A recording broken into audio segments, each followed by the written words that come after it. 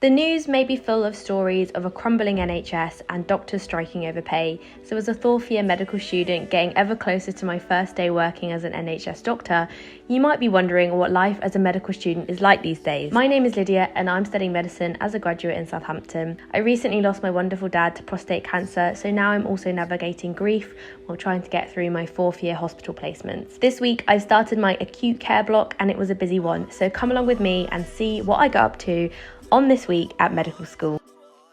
I'm so sorry to interrupt today's video. It is future me here on my acute care placement, here to tell you about today's video sponsor, Immerse Education. Now, I know that a big group of you who follow these videos are 13 to 18 years old. You might be in sixth form, you might be in secondary school thinking about applying to medicine or university. One thing I'm passionate about is sharing ideas and opportunities for you guys to expand and develop your university applications, make them stronger and gain really good experiences that are going to help you decide what you want to do and maybe figure out what your passions are. Immerse Education are an award-winning summer school provider that provide amazing academic opportunities. So today I really wanted to tell you about the essay competition that they're running that could give you a chance to win a free place on one of their summer schools. Immerse Education run summer schools at top universities such as Oxford, Cambridge and UCL, where you'll get the chance to take part in lectures, tutorials and then fun activities outside of that, like murder mystery nights, absorbing football and punting on the river. They offer schools in a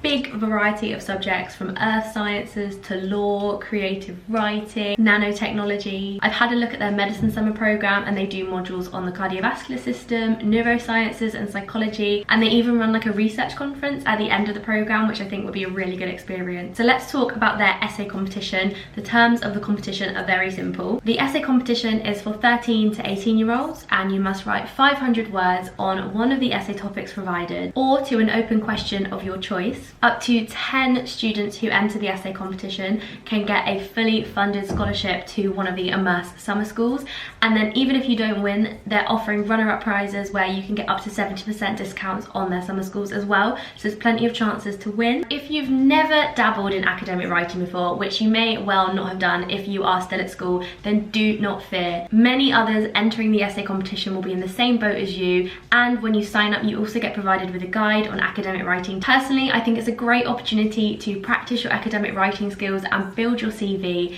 Even if you don't win, you're still gaining really valuable skills that you're going to take on to university and further study. So if you are interested in entering their essay competition, I will leave a link in the description. Go and check it out now. The deadline to register your interest is the 4th of January 2024, so get in there quick because time is ticking. If you're watching this and it's too late, then do not fear because they run essay competitions twice a year, so go and have a look at their website anyway, see what they've got on offer. Thank you so much to Immerse Education for sponsoring this video. Back to past Lydia. Good morning everyone, it is 7:45. I'm just about to meet Ali and Ellie to drive up to Southampton for our lectures today. It is our first week on acute care. I'm going to be based in Bournemouth for 3 weeks, but the first week of this placement is all in Southampton and it's mostly like introductory lectures and stuff. I thought before I go I will just show you what I take with me in my bag normally. So here's my bag. I got it on Amazon. It's a Crocer and it's actually lasted me a whole year. It's got so many different compartment already in there. We've got some Soldier Janeiro spray, which always comes in handy. My 2017 MacBook Air, which is definitely on its last legs. Then I'm taking my diary. It's papier. I love it and I'm definitely going to get a new one for 2024. My purse, which is very tatty and old. Hydration, that needs to be filled up. 2 pens because I'm very good at losing pens. I'm getting the train back from Southampton, so I brought my book, which is Do No Harm by Henry Marsh. Very much a med student read, but I'm really enjoying it. I'm only 100 pages in. It's very interesting. I don't think I could be a neurosurgeon, but I like to read about it. And I've got my lunch today, which is some reduced sushi and some roast chicken Walker's crisps. And I just need to grab my charger and I think that's all I'm taking with me. Let's go to Southampton.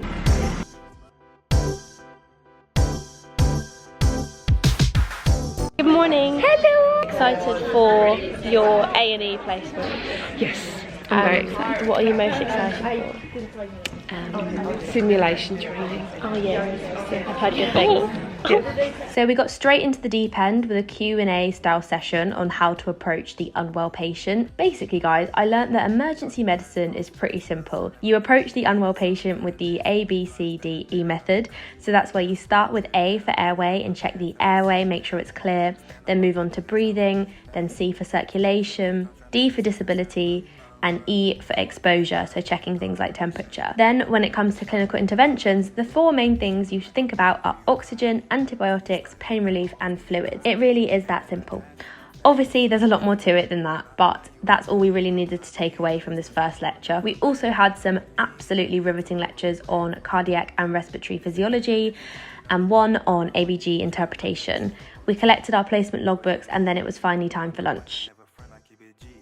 After lunch, I was shipped off to definitely the coldest room in the hospital for a 2-hour tutorial on radiology, where I typed notes as fast as I could in a desperate attempt to try and stay warm.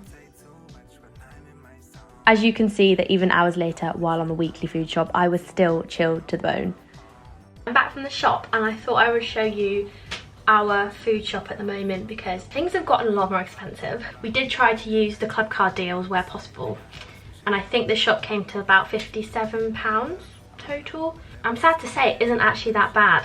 I think we normally spend about £60 on a food shop at the moment. Anyway, I'll show you what we got.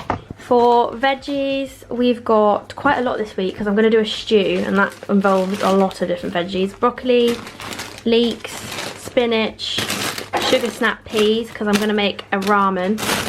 Carrots back there.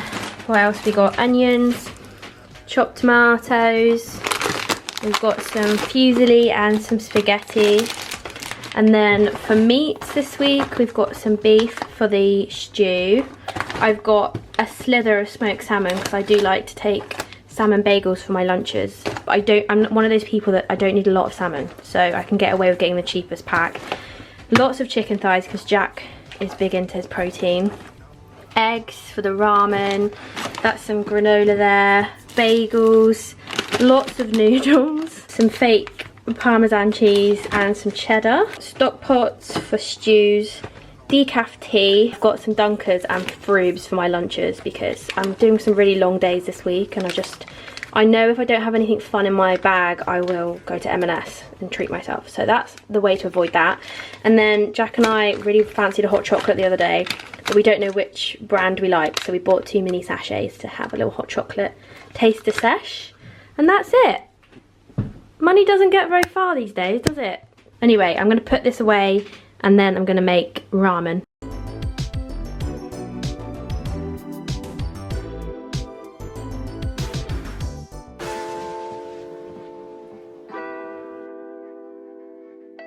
Okay team, back again for day 2 of acute care lectures. Over to a much more youthful version of myself who had yet to spend 8 hours in this very lecture room to tell you about the day ahead. So here's today's lectures. We've got our 9 AM is fluid and electrolytes. Then we have a lecture on acute and chronic pain management, followed by a little coffee break, then acute kidney injury, major trauma management, then we get lunch, and then we have a whole afternoon on medical ethics and law. That is the lineup for today. Delicious. I can tell you for free, it was not delicious at all. After getting used to placement life, I know now I'm not cut out for hours and hours of back-to-back lectures in the same way I was as a fresh-faced young first-year medical student. Oh, and here's the brand new staff wellbeing centre they've built at the hospital. Be kind to yourself. It's a lot for me to pay attention. Knowing me still stuck in my ways. No, I got a lot. To get me through the afternoon, I have got a coffee and a Coke Zero. It's one of those days. Elliot also has coffee extra large to get us through the afternoon. Right, let me sit down. We have literally been in the same lecture theatre 9 to 5, 9 to 4 both days. It's been a bit non-stop. I think it doesn't help that it's so dark and I have to commute from Winchester to Southampton, which I appreciate is my choice. So today I left at 7:30 this morning and I didn't get home till 6. The lectures, some were interesting, some I find less interesting. I've definitely had to accept that I'm not a lecture person. I really miss being at school and being in a classroom setting. That's the best way for me to learn. Tomorrow I won't vlog because it's literally another day of lectures. I feel like you get the gist, you get the idea. Simulation days are coming up, which will be good. And then next week I'm moving to Bournemouth for 3 weeks in the Bournemouth urgent care department, I guess. I'm doing a week on AMU, I'm doing a week in intensive care and a week in the emergency department, and it's in the run up to Christmas, so I'm going to be there for the whole of December. I'm excited to move down to Bournemouth, obviously because it's close to home again. Outside of going into uni, I'll be honest, I'm struggling at the moment to like do any more than that. I've just got to be kind to myself and say that even going in at the moment is an achievement. Dad would be very proud of me, I know that for sure. This evening I am, however, going to do a little bit of past med. This is going to sound so nerdy of me, but I think I'm going to watch some 24 Hours in A&E. I watched an episode last night and it was really interesting, but also quite good revision because some of the stuff that came up in the episode was stuff we'd learned about that day. Are you going to make me dinner? No. He is going to make It's me your dinner. turn. No, it's your turn. What? I actually vlogged yesterday, I made ramen, do you remember? Yeah, I am looking forward to this acute care module. I'm feeling slightly better and I am starting to enjoy the course a little bit more again, I think. But I'll know for real next week when I'm actually on placement, which I so desperately want to get on because I am so fed up with lectures. I'm gonna do some past med while Jack cooks. Can you stop? But first, I really need to clean my desk. Look at this mess. Absolute state of my desk. I was saying the state of my desk. Look at that, right. We're gonna clean that. I'll do a little time lapse, I think.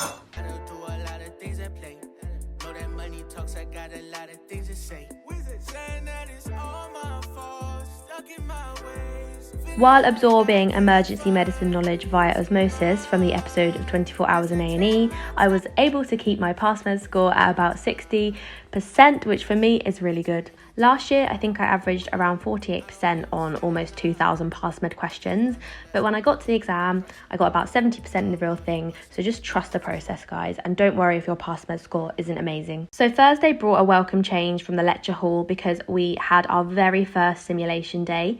We were split into groups with some doing sim in the morning while the other half did tutorials, and then we swapped. I started on a morning of tutorials and we covered toxicology, so things like drug overdoses. Then we did a session on confronting medical challenges, and then we also did a session on approaching an agitated patient. The afternoon brought my first taste of simulation training. This is a sort of general idea of what the setup looks like, and we had different scenarios for each session. Over to a dishevelled post-sim day version of me who was struggling with overwhelming sadness a lot more on this day than I'm letting on. Cup of tea and my after uni snack, which today is some French stick and some hummus with hot sauce. So let me tell you about my day. I did lie to you. I said I was going to try and film the stations in the afternoon for the simulation, but that didn't really work out. I was going to ask if I could film, but it was a bit like, not formal, but it wasn't how I thought it was going to be. I thought they were going to have us like put us in on the spot and say just go, but they kind of talked us through each stage of the scenario for the most of it anyway. I don't know, it would have been a lot of stopping and starting, and I just didn't bother in the end. I might try again tomorrow because it was quite interesting. We go into the room and there'll be a dummy on a bed, a bit like the one that you saw in the earlier clip. Somebody had to volunteer to be the team leader and they had to arrive at the emergency situation, I guess, and then decide what to do and direct us, or I'd have to direct them. The first one we did, they ended up having diabetic ketoacidosis, which is a medical emergency for patients with type 1 diabetes. We had an anaphylaxis simulation, we had a septic shock simulation, and then there was a pediatric simulation, but because we haven't done much peds, it was quite kind of, let's just talk through pediatric emergencies, I guess. I feel like I learned so much more today than I did the first 3 days of lectures, to be honest. I think when you put on the spot and they're saying to you like, what are you going to do next and why are you going to do that, you have to really think, and like you just learn so much quicker. That was the afternoon, but I'm so tired now. And outside of going into uni and doing the lectures and the simulations, I've done pretty much nothing. I've just come home every night and collapsed and got into bed really early, so sorry if this has been a bit lackluster in terms of productivity, but I'm doing my best. Let's go. Oh my God. One of the nicest parts of the sim days were the complimentary tea, coffee and biscuits. I think they were mainly for the doctors who'd volunteered to run the sim sessions, but you know, I'm never going to turn down a jammy dodger at 8:45 in the morning. For sim day 2, I started on the simulations in the morning, and we had another 4 sessions, including one on oxygen delivery, one on seizures, one on resuscitation, which I did manage to get permission to film. Our teacher was so good at giving us a go at all the different roles that are needed when a patient is in cardiac arrest. Danger. No signs of danger. No signs of danger. Bob? Bob? So there's no response Bob? to your voice there, and no response can to you your hear pain me? stimuli. Can I get some help here, please? Hang on. Airway. So just one checking there's person. nothing in it. Lovely. There's nothing in there. So what are you going to do with that airway? Bob's not responding. I'm just checking for any breathing. Can you call 222 for a cardiac arrest and bring the crash trolley? Yeah, Lovely. doing that now. At your 10-second point, you see no signs of life, and you can feel no pulses. So what do you want to start? Okay, then I'll start some Love. We had someone doing chest compressions, 2 on the airway, and someone running the defib, and we all got to have a go at each part. So get one of the pads off, and then what we like to do is count down so that then we're off the chest for minimal time. Perfect. Straight back on that chest, and then this one you can peel off and put round without getting in the way of the compressions, yeah? So it's about there. So it's round the armpit, yeah? And then turn it on. Stand clear. Everyone stand clear. Clear. So make sure everyone is clear. When it lights up at the top, try to look out as you're pressing it and say shopping. So it just keeps you nice and... Shocking. That's it. So while you're pressing it, you're going to... What? So you've got to press it. Oh. Shocking. And then back on that chest. The crash call's gone out. The crash team are working around you. Perfect. So just bring all this around with you. Sure. That's it. And then when you're ready with the pad, let her know. I tend to say off the chest in 3, 2, 1. Off the chest in 3, 2, 1. Perfect. Pop down, straight back on that chest again. Amazing. And then right, as you start chest compressions, your help starts arriving in. The defib's going to work around. Staying alive. Staying alive. Perfect. 28, 29, 30. My lunch was looking super healthy, so I had to balance it out with a chalky milk to fuel me adequately for the final afternoon of tutorials. We had sessions on liver failure, handing over patients and prescribing, and with that the first week of acute care is complete, and I'll be on the wards again from Monday morning. Hello! Hello. How are you? Okay. Iron. There's stuff happening. We're getting ready for the Christmas ball. Yeah. Get ready with us. It was straight from the hospital to Sophie's house to get dolled up for the medics Christmas ball. Naturally, we had a lot to catch up on as Sophie is on obs and gynae placement and I hadn't seen her in months, so we ended up being a bit tight for time, but made it to the Guildhall for an evening of food, Christmas songs and some very sensible and civilised drinking. Tell us how you are, where you've been on placement so far. Oh, wow. Oh. What? I need to blend my under eye. Explain 4th year for you so far, how it's going. So, it's going well. I love all my professors. I love all my supervisors. I love everybody. I love placement. I love medicine. No, honestly, I've been in Portsmouth. I'm on obs and gynae. Tell them about your first experience of a live birth. So I went into a C-section. I scrubbed in. I wasn't really doing anything. I was just had my hands on the belly. But when the child came out, I started sobbing. Do I want this story? It's a nice story. So I started sobbing so much that my nose started running. And it was running a bit too much, but obviously you can't wipe your face because you're scrubbed in.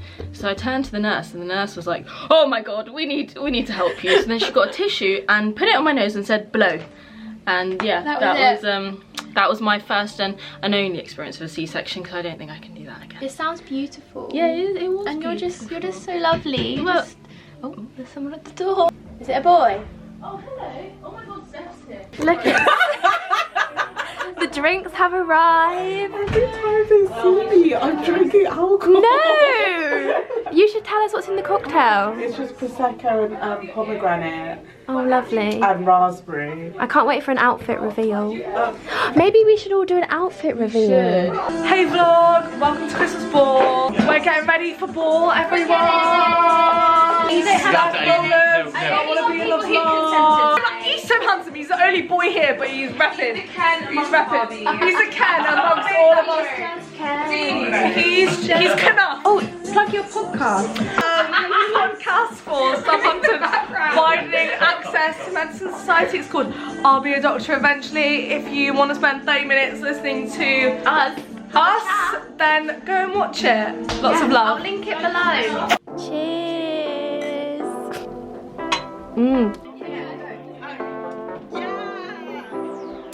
I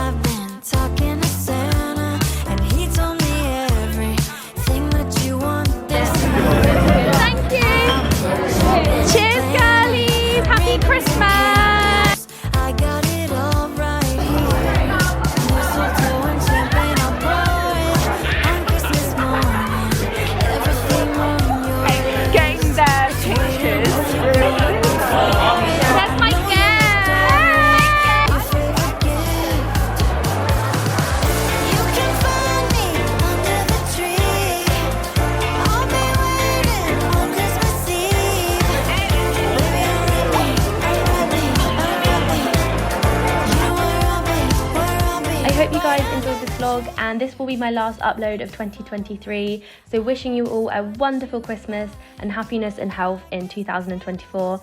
I'll see you guys next year. Bye!